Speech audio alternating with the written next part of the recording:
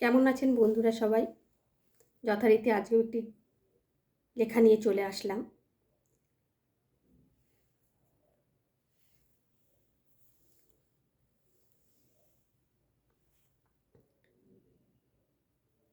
সামান্য এই কয়েকটা জিনিস যদি কিনে দিতেই না পারিস, তাহলে প্রেম করতে আসিস কেন?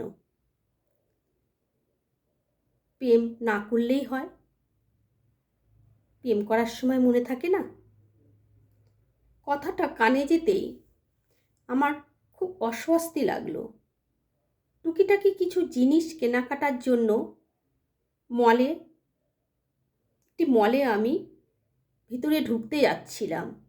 সেই সময় মলের বাইরে একটি মেয়ে একটি ছেলেকে এই কথাগুলি বলছিল। সে বলছিল, তোমার চেয়েও আরও ভালো ছেলে আমি পাবো, অনেক প্রপোজ তোমার চেয়েও ভালো ছেলে আমাকে করেছে। তা যাই হোক, হয়তো তাই যা চাইতাম হয়তো তাই পেতাম। এই রিলেশনটা করে অনেক ভুল হয়ে গেছে আমার। কিছুটা দূরে দাঁড়িয়ে থাকা ছেলেটি সেসব কথা শুনছে আর ঘাড় নিচু করে দাঁড়িয়ে আছে।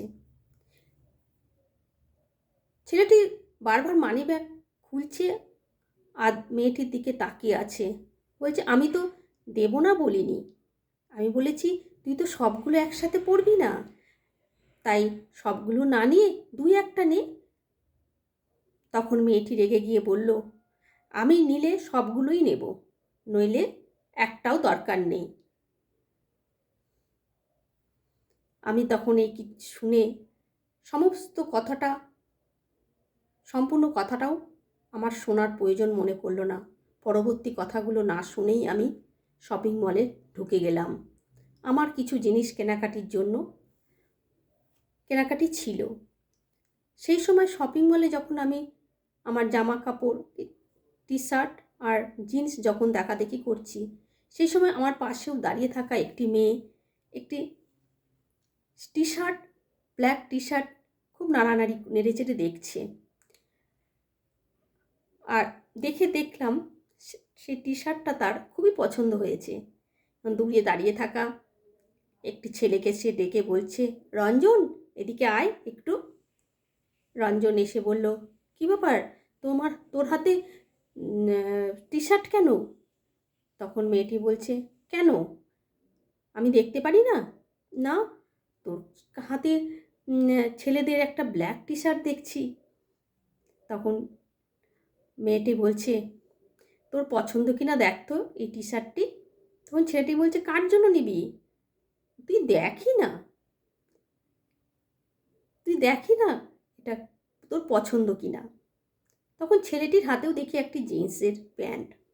ছেলেটি বলছে, তুই এটা দেখ তো কেমন, তোর ভালো লাগছে কিনা। বলছে, হ্যাঁ ওটা থাক না, ওটা তো আমার ভালোই লেগেছে।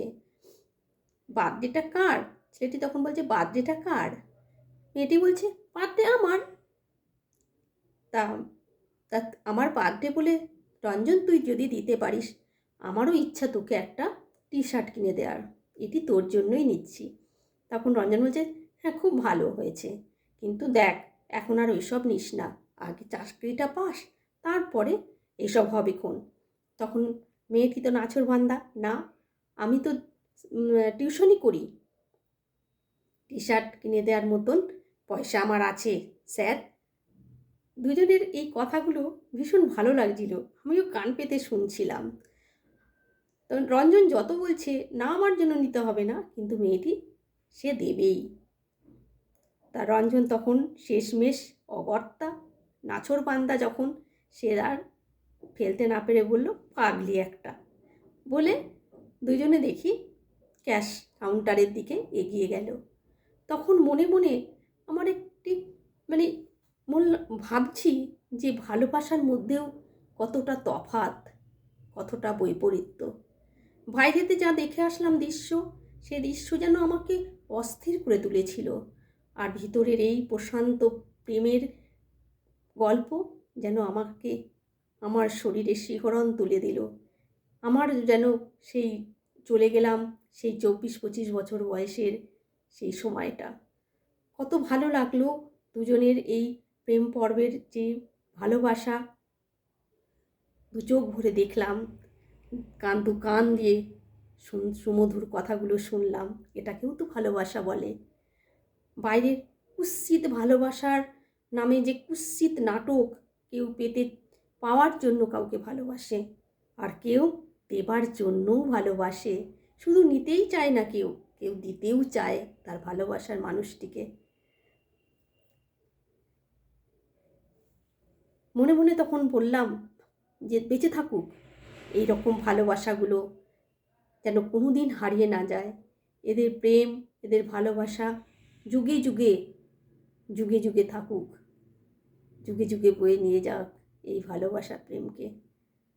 শুধু সমাজে এক শ্রেণীর মানুষরা প্রেম জিনিসটাকেই এমন পর্যায়ে তুলে ধরেছে, এমন পর্যায়ে নামিয়ে নিয়েছে, কেউ কাউকে ভালোবাসতেও আজকাল ভয় পায়, বিভীষিকা দেখে ভালোবাসার মধ্যে। ভালোবাসার মধ্যে এখন ম্যাক্সিমাম ঠকে যাওয়া। তাই এগুলোকেই তো পবিত্র ভালোবাসা বলে, বিশুদ্ধ ভালোবাসা বলে। থাকুক এই রকম ভালোবাসা, তোমাদের এই ভালোবাসা থাকুক, চিরদিন সুখে থাকো তোমরা, এই কামনাই করি।